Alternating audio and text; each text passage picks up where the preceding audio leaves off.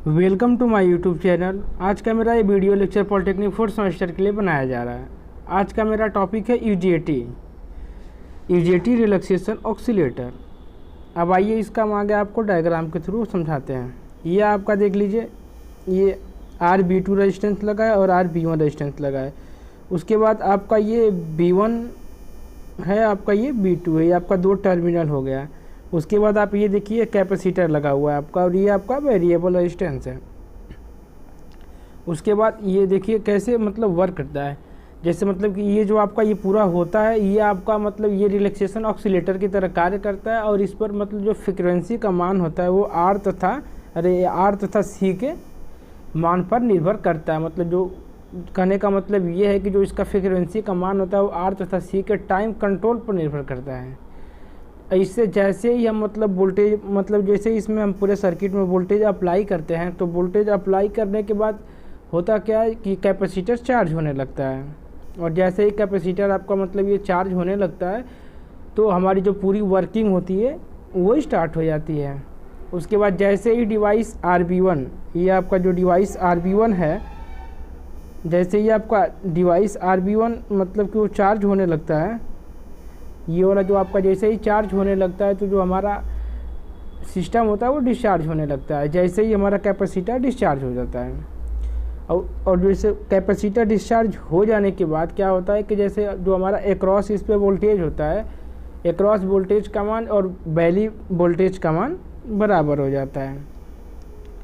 उसके बाद ये आपका देखिए नेक्स्ट इसके आगे ये आपका ये कर्व में क्या होता है, जैसे यहाँ से आपका ये स्टेप चालू होता है। उसके बाद ये आपका वैली पॉइंट तक जाता है, वैली पॉइंट से फिर ये एंड तक आ जाता है। तो ये मतलब कहने का जो आपका ये स्टेप यहाँ से जा रहा है वैली तक, उसके बाद वैली पॉइंट तक जाता है और उसके बाद फिर से वो वापस आ जाता है। तो हम एक पीक पॉइंट से यहाँ से ले लेंगे और उसके बाद जहाँ से ये एक एंड हो रहा है वहाँ से एक लाइन ले लेंगे जहाँ से ख़त्म हो रही है। तो इस प्रकार जो हमारी लाइनिंग होती है वो चलती रहेगी और ये हमको आगे भी प्राप्त होती रहेगी।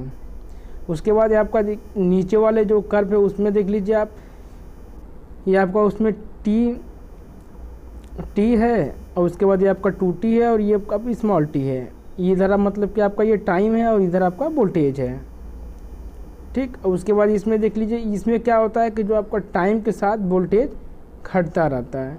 बट टी पे कुछ और था, टी पे कुछ और था। आइए इसका हम लोग वर्किंग आपको बताते हैं, लिखित में दिखाते हैं आपको कैसे होता है। यूजेटी का प्रयोग रिलैक्सेशन ऑक्सीलेटर की तरह किया जाता है। इसमें फ्रीक्वेंसी का मान R तथा C के टाइम कंट्रोल पर निर्भर करता है। जैसे ही वोल्टेज अप्लाई किया जाता है तो कैपेसिटर चार्ज होना शुरू हो जाता है तथा एक पार्टिकुलर वोल्टेज तक कैपेसिटर चार्ज हो जाता है। तो यूजेटी कंडक्ट करता है तथा मतलब कहने का मतलब ये है कि जब कैपेसिटर चार्ज हो जाता है तो आपका वर्किंग उसका स्टार्ट हो जाता है सर्किट का। उसके बाद अर्थात स्टार्ट कर दिया जाता है। इसके पश्चात कैपेसिटर B1 के रेजिस्टेंस के द्वारा डिस्चार्ज होने लगता है। जैसे ही कैपेसिटर डिस्चार्ज होने लगता है, इसके अक्रॉस वोल्टेज का मान वैली वोल्टेज के बराबर हो जाता है और यूजेटी रिवर्स बाइस में हो जाता है। उसके बाद जो आपका करंट होता है वो फ्लो नहीं करता है।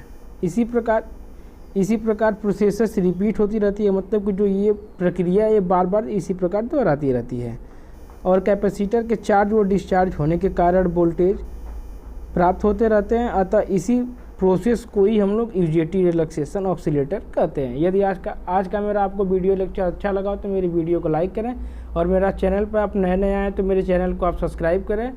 ऐसे ही लेटेस्ट वीडियो पाने के लिए आप बेल आइकन को भी ऑन कर दें। Thanks for watching my video.